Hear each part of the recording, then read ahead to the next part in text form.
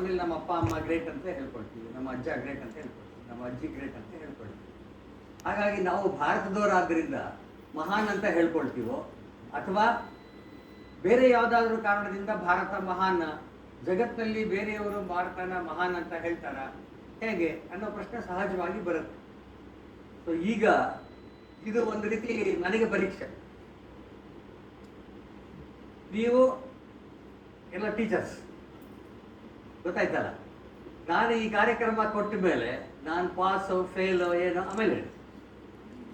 ಯಾಕೆಂದರೆ ನಾನು ಕಾಲೇಜಲ್ಲಿ ಹೈಸ್ಕೂಲಲ್ಲಿ ಮಾಡಬೇಕಾದ್ರೆ ಈ ಪ್ರೆಸೆಂಟೇಷನನ್ನು ವಿದ್ಯಾರ್ಥಿಗಳಿಗೆ ಅದನ್ನೇ ಹೇಳೋದು, ನೋಡಿಯಪ್ಪ ನನಗೆ ಪರೀಕ್ಷೆ ಇವಾಗ, ಸೊ ನೀವೆಲ್ಲ ಎಕ್ಸಾಮಿನರ್ಸ್, ಸೊ ಇಲ್ಲಿ ಕೇಳಿ ನಾನು ಹೇಳೋದನ್ನು, ನನ್ನ ಉತ್ತರ ಸರಿಯಾಗಿದೆ ಅಂದರೆ ನನಗೆ ಪಾಸ್ ಮಾಡಿ ಅಂತ ಹೇಳಿರ್ತೀನಿ.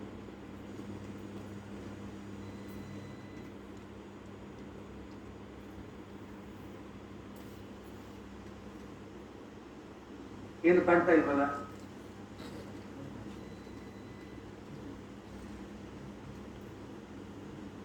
ಇದರಲ್ಲೇ ಮಾಡಿದೆ ನಾನು.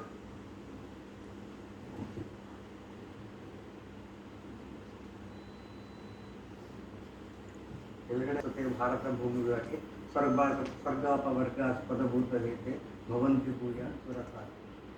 ಅಂದರೆ ದೇವತೆಗಳು ಕೂಡ ಹಾಡ್ತಾ ಇರುತ್ತೆ.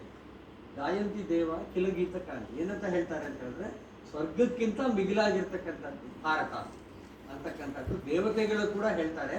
ಅಂಥ ಪುಣ್ಯಭೂಮಿ ಭಾರತ ಅನ್ನೋದು ಆ ಕಡೆ ಇರ್ತಕ್ಕಂಥದ್ದು. ಬಲ್ಗಡೆ ಎರಡು ಲೈನ್ ಇದೆಯಲ್ಲ, ಅದು ದೇವಿ ಭುವನ ಮನಮೋಹಿನಿ, ರವೀಂದ್ರನಾಥ ಟ್ಯಾಗೋರ್ ಅವರು ಭಾರತದ ಬಗ್ಗೆ ಬರೆದಿರ್ತಕ್ಕಂತಹ ಗೀತೆ.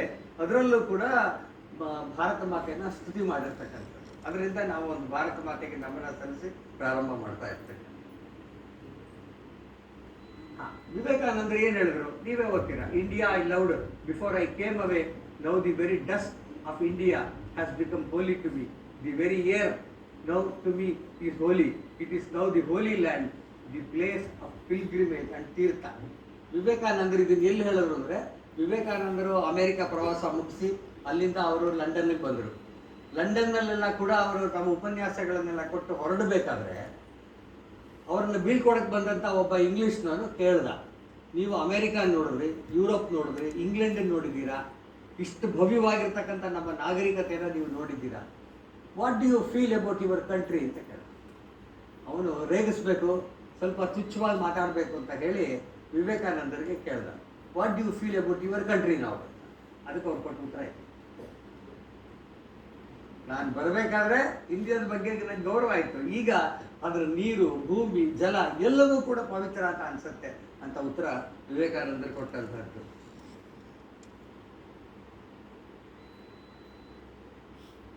ಮಾರ್ಕ್ ಟ್ವೈನ್, ಅವನ ಹೆಸರು ನೀವೆಲ್ಲ ಕೇಳಿರ್ತೀರ, ಅಮೆರಿಕದ ಸುಪ್ರಸಿದ್ಧ ಲೇಖಕ. ಅವನು ಹೇಳಿದ್ದು, so far as I am able to judge, nothing has been left undone either by man or nature to make India the most extraordinary country, the most extraordinary country that the sun visits on its rounds. Nothing seems to have been forgotten, nothing overlooked. Mark Twain ಅದನ್ನೇ ಹೇಳ್ದ, ಜಗತ್ತಲ್ಲಿ ಏನೇನಿದೆ ಅದು ಎಲ್ಲವೂ ಇಲ್ಲೇ ಆಗಿತ್ತು. ಅದನ್ನು Mark Twain ಅಮೆರಿಕಾದಲ್ಲಿ 200 ವರ್ಷದ ಕೆಳಗೆ ಹೇಳಿರ್ತಕ್ಕಂಥ ಸಂಗತಿ. ರೋಮರೋಲಾ ಇವನು ಫ್ರೆಂಚ್ ದೊಡ್ಡ ದಾರ್ಶನಿಕ, ಫಿಲಾಸಫರ್. ರಾಮಕೃಷ್ಣ ಪರಮಹಂಸರ ಬಗ್ಗೆ ಮತ್ತು ವಿವೇಕಾನಂದರ ಬಗ್ಗೆ ಅವರ ಬಯೋಗ್ರಫಿನ ಬರೆದಂಥವ್ರು, ಅದ್ಭುತವಾದಂಥ ಬಯೋಗ್ರಫಿ, ನಾವೆಲ್ಲ ಕೂಡ ಓದಬೇಕಂತ ರೋಮರೋಲಾ ಬರೆದಿರ್ತಕ್ಕಂಥದ್ದು. If there is one place on the face of the earth where all dreams of living men have found a home from the very earliest days when the man began to dream of existence, it is India. Romain Rolland ಅವನು ಭಾರತಕ್ಕೆ ಕೂಡ ಬಂದಿದ್ದಂಥವನು, ರೋಮರೋಲಾ ಬಂದಂಥವ್ನು. ಇಷ್ಟು ಹೊರಗಡೆಯವರು ನಮ್ಮ ಬಗ್ಗೆ ಈ ಥರ ಇನ್ನೂ ತುಂಬ ಜನ ಹೇಳಿದ್ದಾರೆ, ನಾನೊಂದು 2-3 ಹಾಕ್ತೇನೆ. ಯಾವುದೇ ಒಂದು ರಾಷ್ಟ್ರ, ನೇಷನ್, ಅದು ಗ್ರೇಟ್ ಅಂತ ಅನ್ನಿಸ್ಬೇಕಾರೆ, ಮಹಾನ್ ಅಂತ ಅನ್ನಿಸ್ಬೇಕಾದ್ರೆ ಏನೋ ಒಂದು ಮಾನದಂಡ ಇರಬೇಕಲ್ಲ, ಸ್ಟ್ಯಾಂಡರ್ಡ್ಸ್ ಇರಬೇಕಲ್ಲ. ಸೊ 3 ಸ್ಟ್ಯಾಂಡರ್ಡ್, ಅದೇ 3 ಪ್ರಶ್ನೆ ನನಗೀಗ ನೀವು ಕೊಡ್ತಾ ಇರೋ 3 ಪ್ರಶ್ನೆ. ಒಂದು, Nations life, wealth, prosperity, culture, happiness. 5000 ವರ್ಷದಿಂದ ನಾವಿದ್ದೀವಿ ಈ ಭೂಮಿನಲ್ಲಿ ಅಂತ ಹೇಳಿದ ಮೇಲೆ ಹೇಗೆ ಪ್ರಾಸ್ಪರಿಟಿ ಇತ್ತ, ನಮ್ಮ ಸಮೃದ್ಧಿ ಇತ್ತ, ಸಂತೋಷದಿಂದಿರೋ ಜನ ಹೇಗಿತ್ತು ಅನ್ನೋದು ಮೊದಲನೇ ಪ್ರಶ್ನೆ. ಆಮೇಲೆ ಉತ್ತರ ಕೊಡ್ತೀನಿ ಅದಕ್ಕೆ. 2ನೇ ಪ್ರಶ್ನೆ, foreign invasions protecting the nation and culture.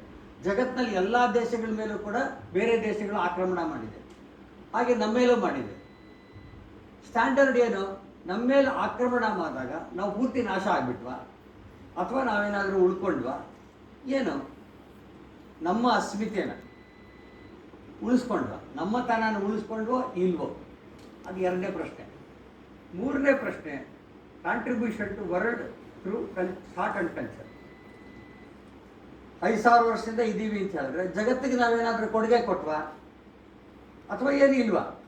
ಈ 3 ಪ್ರಶ್ನೆ ಉತ್ತರ ಕೊಟ್ಟರೆ ನಾವು ಒಂದು ರಾಷ್ಟ್ರ ದೊಡ್ಡದೋ ಇಲ್ವೋ, ಗ್ರೇಟ್ ಆರ್ ನಾಟ್ ಅನ್ನೋದು ನಿಶ್ಚಯ ಆಗಿಬಿಡೋವಂಥದ್ದು. ಸೊ ಈ 3 ಪ್ರಶ್ನೆಗೆ ಉತ್ತರ ಕೊಡ್ತೀನಿ ನಾನು. ಮೊದಲನೇ ಪ್ರಶ್ನೆ, nation of extraordinary, land of culture, prosperity, wealth, land of. ನಮ್ಮ ದೇಶ 5,000 ವರ್ಷದಿಂದಲೂ ಕೂಡ ಅತ್ಯಂತ ಸಮೃದ್ಧಿಯಿಂದ ತುಂಬಿದಂಥ ದೇಶ ಆಗಿತ್ತು. ಸಮೃದ್ಧಿಯಿಂದ ತುಂಬಿದ ದೇಶ ಅನ್ನೋ ಕಾರಣಕ್ಕೋಸ್ಕರವೇ ಜಗತ್ತಿನ ಎಲ್ಲ ಕಡೆಯಿಂದ ಭಾರತಕ್ಕೆ ಬರಬೇಕು ಅಂತ ಕಡೆ ಒಳಗಡೆ ಹಾಕ್ತೀವಿ. ಅರ್ಡೆಂಟ್ ಡಿಸೈರ್ ಟು ವಿಸಿಟ್ ಭಾರತ್. ಯಾಕೆ ಅಂತ ಹೇಳಿದ್ರೆ ಭಾರತ ಅಂತಕ್ಕಂಥದ್ದು ಸ್ವರ್ಗ.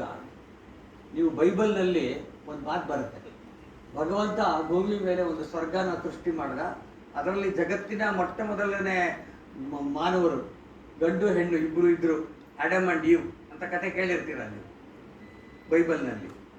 ಆ ಪ್ಯಾರಡೈಸ್ ಎಲ್ಲಿದೆ ಅಂತ ಯುರೋಪ್ ಖಂಡದಲ್ಲಿ ಬೇರೆ ಕಡೆ ಹುಡುಕ್ಬೇಕಾದ್ರೆ ಅವ್ರು ಯೋಚನೆ ಮಾಡಿದ್ದೇನಪ್ಪ ಅಂದರೆ ಅದು ಭಾರತದಲ್ಲಿದೆ ಅಂತ.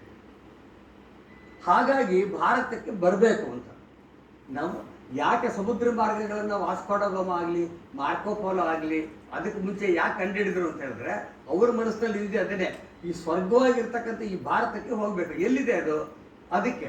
ಸೊ ಹಾಗಾಗಿ ಜಗತ್ತಿನ ಎಲ್ಲರ ದೃಷ್ಟಿಯಿಂದಲೂ ಕೂಡ ಅತ್ಯಂತ ಶ್ರೀಮಂತ ದೇಶ ಮತ್ತು ಸುಖವಾಗಿರ್ತಕ್ಕಂಥ ದೇಶ ಅಂತ ಹೇಳಿದ್ರೆ ಭಾರತ ಅನ್ನೋದಿತ್ತು. ಅದಕ್ಕೋಸ್ಕರ ಎಲ್ಲಾನು ಬರ್ತಾ ಇದ್ದಿದ್ದು. ಅಷ್ಟೇ ಅಲ್ಲ, ಇದೇನೋ ಭಾಳ ಹೆಮ್ಮೆಯಿಂದ ನೋಡಿ ಹೇಳಿದ್ದೀವಿ ಅಂತಲ್ಲ, ಇದು ಎಕನಾಮಿಕ್ ಸರ್ವೆ ಮಾಡಿದಂಥ ಕೇಂಬ್ರಿಡ್ಜ್ ಯೂನಿವರ್ಸಿಟಿ ಒಂದು ಕೆಲಸ ಕೊಡ್ತು. ಅದೇನಪ್ಪ ಅಂತ ಹೇಳಿದ್ರೆ 1ನೇ ಶತಮಾನದಿಂದ ಫಸ್ಟ್ ಸೆಂಚುರಿ ADಯಿಂದ ಹಿಡಿದು 2000ನೇ ಇಸ್ವಿ ತನಕ ಜಗತ್ತಿನಲ್ಲಿರ್ತಕ್ಕಂಥ ಯಾವ್ಯಾವ ದೇಶಗಳು ಸಮೃದ್ಧಿಯಿಂದ ಇತ್ತು, ಅದರ GDP ಜಾಸ್ತಿ ಇತ್ತು, ಏನೇನಾಗಿತ್ತು ಅನ್ನೋ ಪ್ರಶ್ನೆ ಕೇಳೋದು.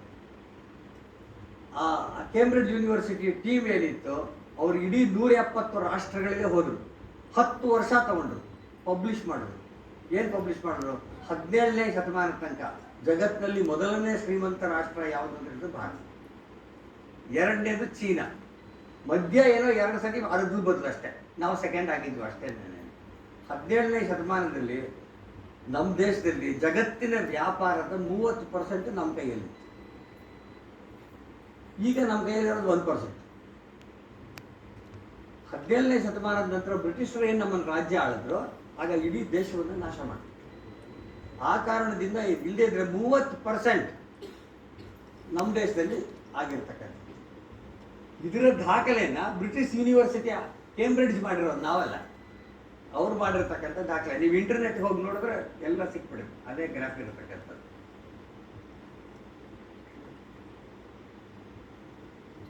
ಮೂರನೇ ಸಂಗತಿ, ಸುಖ ಸಮೃದ್ಧಿ ಇತ್ತು, ಸಂಪತ್ತಿತ್ತು. ಮೊದಲನೇ ಪ್ರಶ್ನೆಯಲ್ಲಿ ಉತ್ತರ ಕೊಡ್ತಾ ಇದ್ದೀನಿ. ಎರಡನೇದು ಅಬೋರ್ಡ್ ಆಫ್ ನಾಲೆಡ್ಜ್ ಅಂಡ್ ವಿಸ್ಡಮ್.